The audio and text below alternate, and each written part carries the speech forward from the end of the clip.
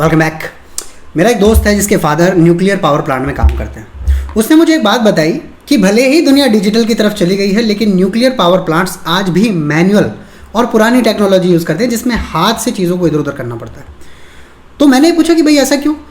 ऐसा इसके लिए होता है क्योंकि अगर कोई न्यूक्लियर मिसहैप हो जाए, कोई न्यूक्लियर एक्सीडेंट हो जाए खुदा ना खास्ता, तो आप डिजिटल सर्किटरी पर ट्रस्ट नहीं कर सकते। सबसे पहले डिजिटल सर्किटरी औकात दिखाएगी। तो इसके लिए ज़िंदगी बचाने के लिए, शहर बचाने के लिए हम लोग मैनुअल सिस्टम पर हैं और बहुत अच्छा चल रहा है। ठीक इसी तरह कुछ चीज़ों से आप छेड़छाड़ नहीं करते तब तक जब तक वो एकदम बेहतरीन चल रही हो। पिछले 70 सालों में भारतीय सेना ने 4 युद्ध लड़े हैं।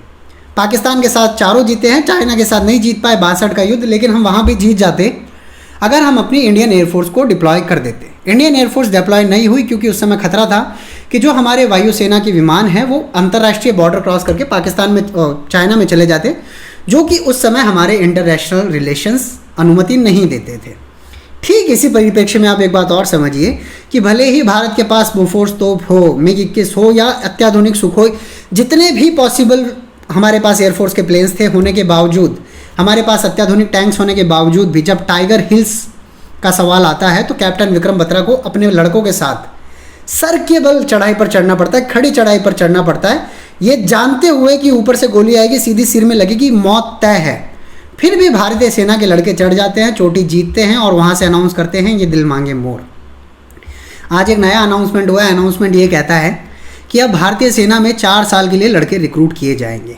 मुझे कोई कारण नहीं समझ आता ये क्यों चिल्ला चिल्ला के बताया जा रहा है तीनों सेनाध्यक्षों की तरफ से कि एक नए सूर्य का उदय है।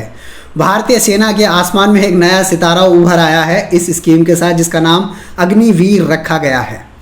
अंतर्राष्ट्रीय खबरों की बात छोड़िए, भारत के न्यूज़ चैनलों ने बताना शुरू कर दिया है कि इसका एक फ़ायदा यह है कि सेना के खर्चे पे कटौती होगी। हम लोग भिखारी नहीं हैं और हम भिखारी नहीं थे। हमारे सेना का खर्चा हम संभाल ले रहे हैं। 70 रुपये का जब पेट्रोल था तब भी सेना युद्ध जीत रही थी पाकिस्तान से, और चाइना के साथ भी आंखों में आंखें मिला के बात कर रही थी। 120 रुपये का पेट्रोल होने के बाद ऐसी क्या मजबूरी आ गई है कि भारत को आर्मी के खर्चों में कटौती करनी पड़ रही है। 1 रैंक 1 पेंशन के मुद्दे पर भी सवाल यही उठा था कि क्या भारत बहुत ज़्यादा खर्चा आर्मी पर कर रहा है।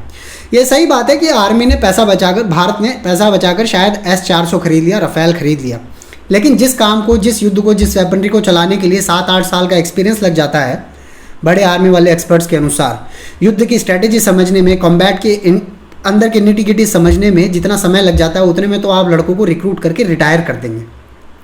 इन लड़कों से आप क्या लॉयल्टी एक्सपेक्ट करेंगे?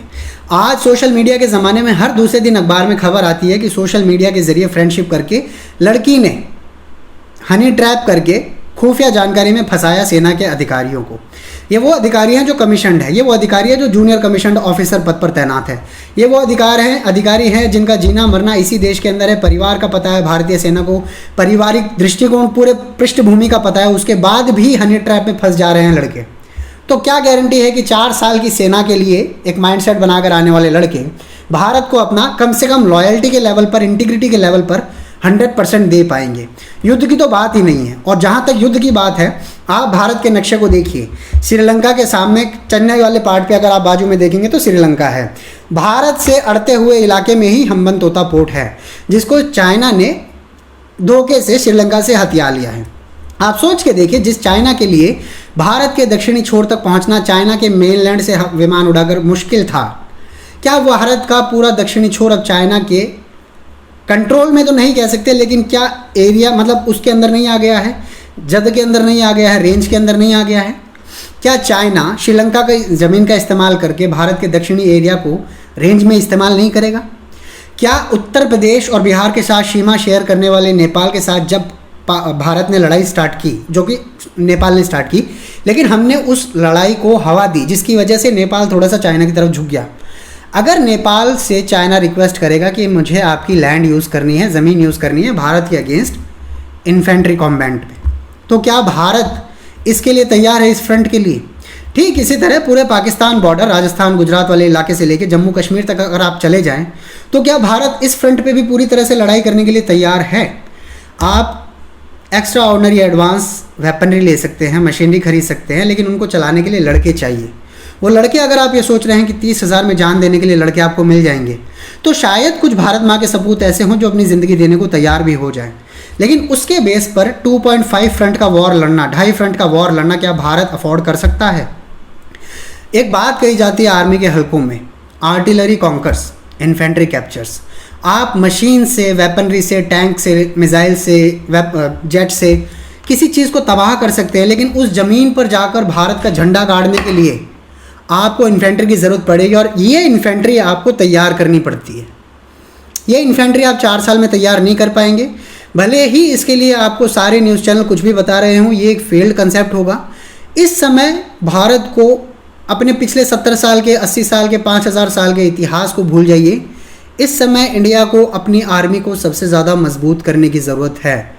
और ऐसा नहीं है कि भारतीय सेना एक सशक्त एस्टिब्लिशमेंट नहीं है, एक पूरा इंस्टीट्यूशन है इंडियन आर्मी अपने आप में। मैं थोड़े दिन पहले ऊटी गया था ड्राइव करके। जब आप ऊटी के पहाड़ पे चढ़ते हैं, मतलब हिल स्टेशन है, तो उससे पहले, ऊटी से पहले वेलिंगटन आता है। वेलिंगटन में मद्रास रेजिमेंट सेंटर है, मतलब भारतीय सेना की जो मद्रास रेजिमेंट है उसका रेजिमेंटल सेंटर है।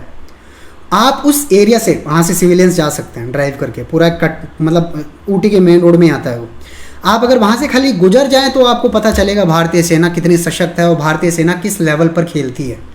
और भारतीय सेना जिस लेवल पर खेल रही है उस लेवल से आप उसको यहाँ अगर ले आते हैं लीन बनाने के नाम पे, तो इस समय इस चीज़ से बचना चाहिए, इस समय इस चीज़ को बिल्कुल अवॉइड करना चाहिए।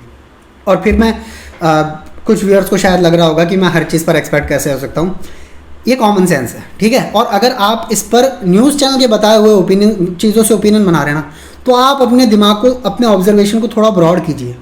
ये कॉमन सेंस की बात कर रहा हूँ मैं।